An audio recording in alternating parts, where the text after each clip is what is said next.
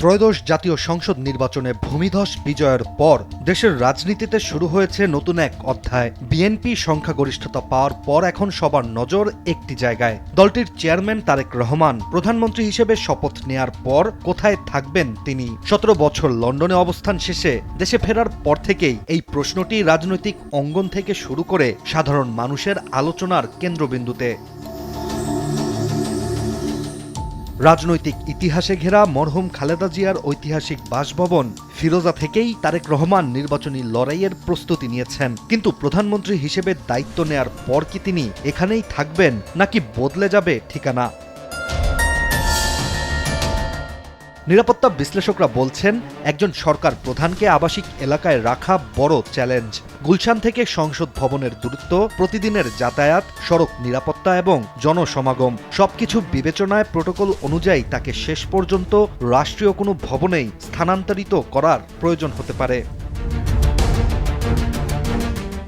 এদিকে ২০২৪ সালের জুলাই আন্দোলনের পর প্রধানমন্ত্রীর বাসভবন খ্যাত গণভবনকে পরিণত করা হয়েছে জাদুঘরে, যার মাধ্যমে একটি বিষয় নিশ্চিত, গণভবন আর বাংলাদেশের প্রধানমন্ত্রীর সরকারি বাসভবন হিসেবে থাকছে না। ফলে ঐতিহাসিক এই ভবনে নতুন করে প্রধানমন্ত্রীর ওঠার সুযোগ কার্যত বন্ধ।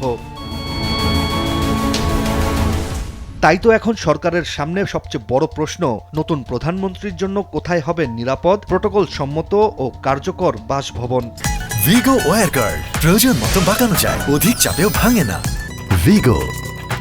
স্থানীয় পত্রিকার তথ্য অনুযায়ী প্রথম দিকে জাতীয় সংসদ ভবনের উত্তর পাশে স্পিকার ও ডেপুটি স্পিকারের বাসভবন একীভূত করে বাংলাদেশের নবম প্রধানমন্ত্রীর বাসভবন তৈরির পরিকল্পনা নেওয়া হয়েছিল।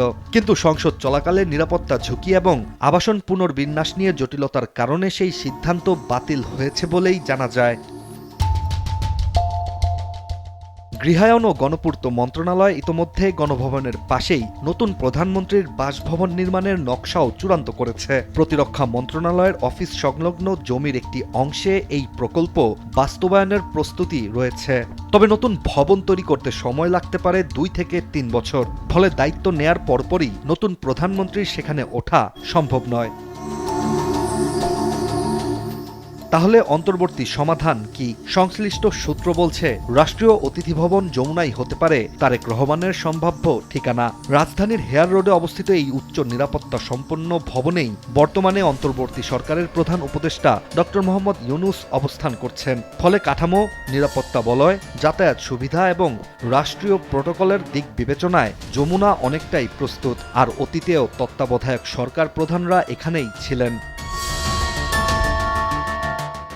স্পেশাল সিকিউরিটি ফোর্স ইতোমধ্যেই সম্ভাব্য প্রধানমন্ত্রী হিসেবে তারেক রহমানের নিরাপত্তা পরিকল্পনা প্রণয়ন শুরু করেছে।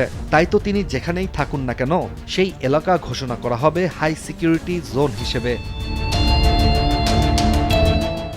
দেশ এখন তাকিয়ে আছে শপথ অনুষ্ঠানের দিকে, কারণ শপথের পরপরই স্পষ্ট হবে বাংলাদেশের নতুন ও নবম প্রধানমন্ত্রী তারেক রহমান কোথায় থেকে পরিচালনা করবেন রাষ্ট্র।